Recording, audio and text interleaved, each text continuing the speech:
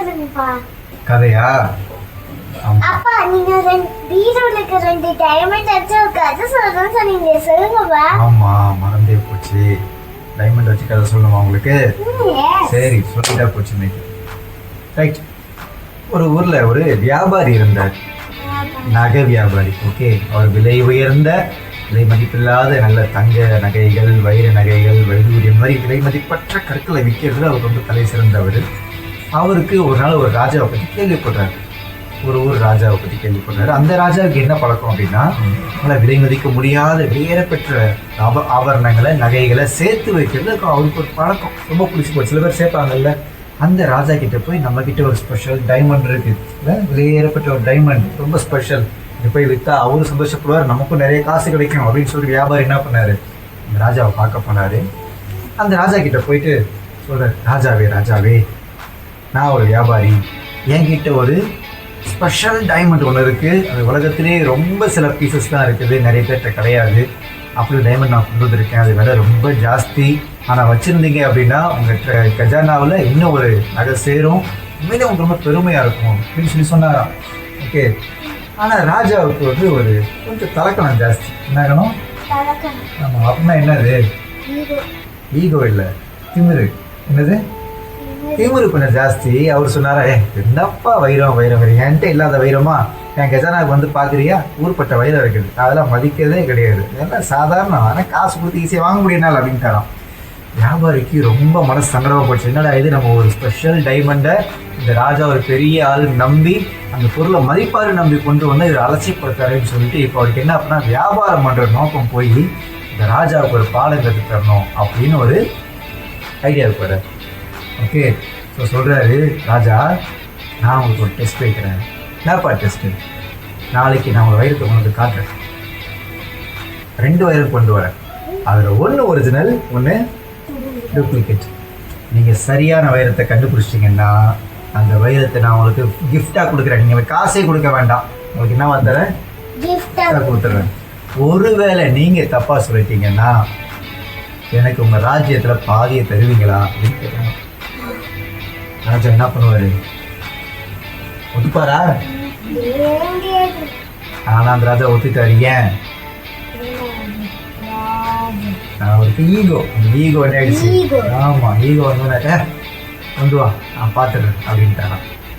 Next day அந்த வியாபாரி என்ன பண்ணாரு, வைரங்களை கொண்டு வந்தாரு. ஓகே, 2 வைரங்களை கொண்டு வந்தாரு. உடனே சொல்றாரு, ராஜா இதுல ஒன்று ஒரிஜினல், ஒன்று டூப்ளிகேட். இந்த ஒரிஜினலை கண்டுபிடிச்சிட்டா அது உங்களுக்கு ஃப்ரீயாக நான் கிஃப்டாக கொடுத்துருவேன் அப்படின்னு சொன்னாராம்.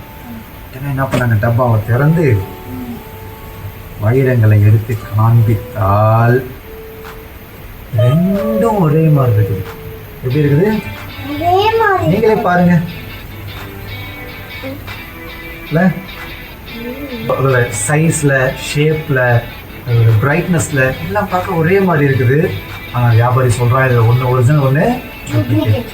அப்படி இருக்கும்போது என்ன பண்ணுறதுன்னு தெரியல. இப்போ வியாபாரிக்கு ரொம்ப சந்தோஷம் ஆயிடுச்சு. ஆஹா, ராஜா அவமானப்படுறாரு அப்படின்ட்டு. அப்போ என்ன பண்ணுறாங்க, இன்னும் கொஞ்சம் கேள்விப்படுற விதமா, ராஜாவே உங்களுக்கு தெரியலனா பரவாயில்ல, உங்கள் அவையில் இருக்கக்கூடிய மந்திரி மாதிரி யாருனாலும் என்ன பண்ணலாம், கெஸ் பண்ணலாம், அவங்க கண்டுபிடிச்சாலும் இதை வரைக்கும் அவங்களுக்கு ஃப்ரீயாக கொடுத்துருவேன் அப்படின்னு சொல்கிறாரு. சொன்ன உடனே ராஜாவே, வாங்கப்பா மந்திரி மாதிரிகளே, போய் பாருங்க எது ஒரிஜினல் பாருங்க அப்படின்னு சொன்னால் எல்லாருக்கும் ஒரு பயம். என்ன பண்ணால் இருக்கிறது ஒரே ஒரு சான்ஸ், வேறு ஒருத்தர் தான் சொல்ல முடியும். அது தப்பாயிடுச்சுன்னா என்ன ஆயிரும், ராஜாவுக்கு பாதி ராஜ்யம் போயிருந்து பயந்து என்ன பண்ணாங்க, யாருமே கெஸ் பண்ண முன் வரல. ஏன்னா ஒரே ஒரு வாய்ப்பு தானே. வியாபாரிக்கு இன்னும் அதிக சந்தோஷமாகி போச்சு. இப்போ சொல்கிற ராஜா கிட்ட, ராஜாவே இன்னொரு வாய்ப்பு கொடுக்குறேன், ஊர் ஜனங்களை ஃபுல்லாக கூப்பிடுங்க, உங்கள் நாட்டு மக்களை ஃபுல்லாக கூப்பிடுங்க, எல்லாரையும் அசம்பிள் பண்ணுங்க, யாராவது ஒருத்தருக்கு ஒரு வாய்ப்பு, அவங்க இது சரியானதை கண்டுபிடிச்சிட்டாங்கன்னா அவங்களுக்கு என்ன பண்ணிடுவேன், இதை உங்களுக்கு ஃப்ரீயாக கொடுத்துருவேன். ஒருவேளை அவங்க தப்பாக சொல்லிட்டா நீங்கள் எனக்கு என்ன பண்ணணும், ஆமா சாம்ராஜ்யத்தில் பாதி எனக்கு கொடுத்துடணும் அப்படின்ட்டான். ஆனா ராஜாவுக்கு பயங்கர ஈகோ வந்துச்சு இல்லையா. என்ன பண்றாரு அவரு, சரிப்பா அப்படின்னு சொல்லி நாட்டு மக்கள் எல்லாம் கூப்பிடுறாங்க, ஒரு பெரிய கிரவுண்ட்ல அசம்பிள் பண்றாங்க. சொல்லிட்டு அதே தான், எப்பா யாராவது என்ன பண்ணுங்க கண்டுபிடிங்க, நான் இருக்கிறது ஒரே ஒரு சான்ஸ் தான். உடனே எல்லாரும் பயந்து நிற்கிறாங்க. ஏன்னா தூரத்தை வந்து பார்க்கும் போதே வந்து ஒரே மாதிரி இருக்கு, யாரும் கெஸ் பண்றது தைரியமே வரல. நேரம் கழிச்சு கூட்டத்துல இருந்து ஒரே ஒரு கை மட்டும் மெதுவாக எல்லாம் திரும்பி பார்க்குறாங்க, யார் இந்த கை அப்படின்னு பார்த்தா கண்ணு தெரியாத வயசான தாத்தா. எனக்கு பார்வை இல்லை, பார்வை தெரியல, பார்க்க முடியல அவரால். எல்லாருக்கும் ஆச்சரியம், எப்படி கண்டுபிடிப்பாருன்னு சொல்லிட்டு எல்லாம் கேட்குறாங்க, எப்படி நீங்கள் முடியும்? நான் வேறு ஒரு தொட்டு பார்த்தா சொல்லிடுவேன் அப்படின்றாரு.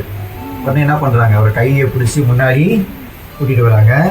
தாத்தா என்ன பண்ணாரு, 2 வைரத்தையும் இப்படி கையில் எடுத்து இப்படி பிடிச்சி பார்த்தாராம். பார்த்துட்டு டக்குனு சொன்னாராம், இதுதான் அசல் வைரம், இது டூப்ளிகேட் வைரம் அப்படின்னு சொன்னாராம். சொன்னா வியாபாரி தூக்கி வாரி போட்டுச்சு. என்ன இந்த தாத்தா வந்து அசால்ட்டாக சொல்லிட்டாரு கரெக்டா அப்படின்னு சொல்லி ஷாக் ஆகிட்டாரு. சொன்ன மாதிரியே இந்த வைரத்தை என்ன பண்ணுவார் வியாபாரி, ராஜாவுக்கு பரிசாவை கொடுக்கணும் இல்லையா, கொடுத்துட்டாரு. ஆனால் இல்லை, ராஜாவுக்கு தான் கொடுக்கணும். ஏன்னா தோத்தா யார் பரிசு கொடுப்பாங்க? ராஜா யாருக்கு போகும்? ராஜாவுக்கு. அப்போ ஜெயிச்சா யாருக்கு கொடுக்கணும் அந்த வைரத்தை? ராஜாவுக்கு தானே. ஓகே, ராஜாவுக்கு பரிசா கொடுத்துட்டாரு. அப்போ அந்த ராஜாவுக்கு ஒரே ஆச்சரியம், எப்படி இந்த தாத்தா வந்து கரெக்டாக சொல்கிறாருன்னு சொல்லிட்டு பெரியவர் கூப்பிட்டு கேட்காது, பெரியவரே இவ்வளோ பேர் இருக்கிறோம் நாட்டில், யாருக்குமே கண்டுபிடிக்க தெரியல, நீங்கள் எப்படி இது கண்டுபிடிச்சிங்க அப்படின்னு கேட்கும்போது அந்த தாத்தா பெரியவர் சொல்கிறாரு, ஒன்றும் இல்லை ராஜா, வைரத்தை வந்து எவ்வளோ நேரம் வெயிலில் வச்சாலும் சூடேறாது. ஓப்பன் கிரவுண்டில் வச்சுருக்கிறீங்க, இவ்வளோ நேரம் வெயிலில் 2 கல் வந்துருக்கு, வைரம் என்ன ஆகாது, சூடாகாது. ஆனால் கண்ணாடி என்ன ஆயிரும், சூடாயிரும். நான் 2 கையில் எடுத்து பார்த்தேன், இது சூடாக இருந்தது, இது போலிக்கல், இது சூடு ஏறலை, இது அசல் வைரம் அப்படின்னு சொல்லிட்டாராம். ஓகே, சரி, இந்த கதையிலேருந்து நாம் ஒன்று கற்றுக்க போகிறோம். என்னன்னு சொல்லுங்கள் பார்க்கலாம். சொல்லுங்களேன். வழக்கமாக நம்ம என்ன சொல்லி முடிப்போம்? வசனம். இன்னைக்கு நம்ம பார்க்க போகிற வசனம் ரோமர் 12:2 என்ன சொல்லுதுன்னா, நீங்கள் இந்த பிரபஞ்சத்திற்கு ஒத்த வேஷம் தெரியாமல் தேவனுடைய நன்மையும் பிரியமும் பரிபூர்ணமுமான சித்தம் இன்னதென்று பகுத்தறியத்தக்கதாக உங்கள் மனம் புதிதாகிறதினாலே மறுரூபமாகுங்கள். ஓகே, என்ன சொல்லுது அப்படின்னா, நம்மளை வைரம் மாதிரி மாற சொல்லுது. எப்படி மாறணுமா? எப்படி மாற முடியும்?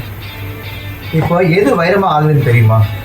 எது வைரமாகுது தெரியல. நீங்கள் பென்சில் யூஸ் பண்ணுறீங்கல்ல, பென்சிலில் அந்த கருப்பு லெட் இருக்குல்ல, கிராஃபைட், அது பேர் வந்து கிராஃபைட். அந்த கிராஃபைட்டு தான் மண்ணுக்குள்ளேயே புதஞ்சி 1 பில்லியன் வருஷம் ஆச்சுன்னா என்னவா மாறிடும்? டைமண்டாக மாறிடும். என்னவா மாறிடும்? டைமண்டாக மாறிடும். அந்த கிராஃபைட், அந்த கறி துண்டுதான் என்னவா மாறுது? டைமண்டாக மாறுது இல்லையா?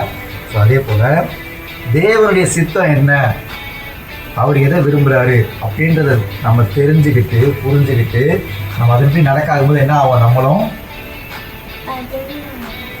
வைரம் போல் என்ன ஆகும், நம்ம டிரான்ஸ்ஃபார்ம் ஆயிடுவோம். ஓகேவா?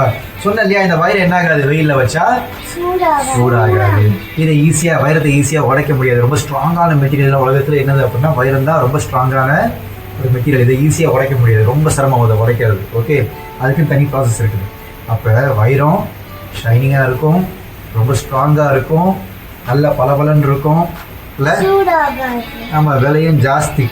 அப்போ ஆண்டவருடைய சித்தம் என்ன அப்படின்றத நம்ம கண்டுபிடிச்சி நடக்க ஆரம்பிச்சா நம்ம வாழ்க்கையில் என்ன ஆகும் அப்படின்னா, அற்ப காரியங்களுக்கு கோபப்படுறது, பொறாமப்படுறது, எரிச்சல் படுறது, அடுத்தவங்க மேலே திட்டுறது, அதெல்லாம் என்ன ஆகாது, நம்மக்கிட்ட இருக்காது, விட்டு போயிடும். அண்ணன் எப்படி இருப்பாங்க எப்போங்க? இல்லை, சின்னதாக சொல்லிட்டா போதும், டக்குன்னு கோச்சுவோம், போங்க நான் இதுக்கு வரல, இந்த விளையாட்டுக்கு நான் வரல, எனக்கு இது பிடிக்கல, எனக்கு இந்த டிவி வேண்டாம், எனக்கு இது பிடிக்கல, நான் போகிறேன். என்ன பண்ணுவான்? தெரிஞ்சிருந்துடும். அப்படி தானே நம்ம தப்பாக சொல்கிறேன்னா உண்மையை சொல்கிறேன். கரெக்டு தானே? சத்தமாக சொல்ல கரெக்டு தான் இல்லை? அப்போ ஆண்டவருடைய சித்தம் என்ன, அவர் என்ன சொல்கிறாரு அப்படின்ட்டு நம்ம வசனம் வாசித்து தெரிஞ்சுக்கிட்டு நம்ம அதன்படி வாழ ஆரம்பித்தா நம்ம என்ன மாறிடுவோம், அற்ப காரியத்தில் தூக்கி போட்டு ஒரு டைமண்ட் மாதிரி என்ன பண்ணுவோம், நம்ம வாழுவோம். புரியுதா? புரியுச்சா? ஜெபம் பண்ணலாமா? நம்மளும் வைர மாதிரி மாறணும் இல்லை? நல்ல அன்பின் பரலோக தகப்பனே, இந்த வேலைக்காக நன்றி செலுத்திக்கிறோம். அப்பா ஸ்தோத்திரம் ஆண்டவரே. இதாவது இந்த வேலையில கூட நாங்கள் கேட்ட இந்த வசனத்துக்காக நன்றி, சரி கதைக்காக நன்றி ஆண்டவரே. சாதாரண கிராஃபைட், ஒரு கறி துண்டு 1 பில்லியன் ஆண்டுக்கு மேலே ஆகும் பொழுது ஆண்டவரே வைரமாக மாறுது. அதே போல உம்முடைய வசனம் என்ன, உங்களுடைய சித்தம் என்ன, உங்களுடைய வார்த்தை என்ன என்பதை நாங்கள் அறிந்து அதன்படி நாங்கள் வாழும் பொழுது ஆண்டவரே, நாங்களும் இந்த பிரபஞ்சத்தின் விஷயத்துக்கு ஒத்து போகாமல் நாங்கள் தனிப்பட்ட விதத்திலே நாங்கள் விசேஷித்தவர்களாக ஆண்டவரே நாங்கள் ஆகிறோம். இதை நாங்கள் புரிந்து கொள்கிறோம். அதன்படி நாங்கள் திறந்தோறு ஆண்டவரே உங்களுடைய வார்த்தையை நாங்கள் வாசிக்க, அதை நாங்கள் மனதில் நிறுத்த அதன்படி வாழ எங்களுக்கு கிருபையும் பலத்தையும் கொடுங்க ஆண்டவரே. சகலவற்றையும் தாழ்த்தி இயேசு நாம் ஜெபிக்கிறோம். ஜெபங்கள் நல்ல பிதாவே. ஆமென். ஆத்மாவே கர்த்தரை ஸ்தோத்திரி, உள்ளமே பரிசுத்த நாமத்தை ஸ்தோத்திரி. ஆத்மாவே கர்த்தரை ஸ்தோத்திரி, அவர் செய்த சகல உபகாரங்களையும் மறவாதே. ஆமென். God bless you. நீங்களும் கர்த்தருடைய வார்த்தை என்ன சொல்லுது, அவர் சித்தம் என்ன அப்படின்றத நீங்கள் தெரிஞ்சு புரிஞ்சு அதன்படி நடங்க. நீங்களும் வைரம் போல பிரகாசமாக இருப்பீங்க. God bless you. Thank you.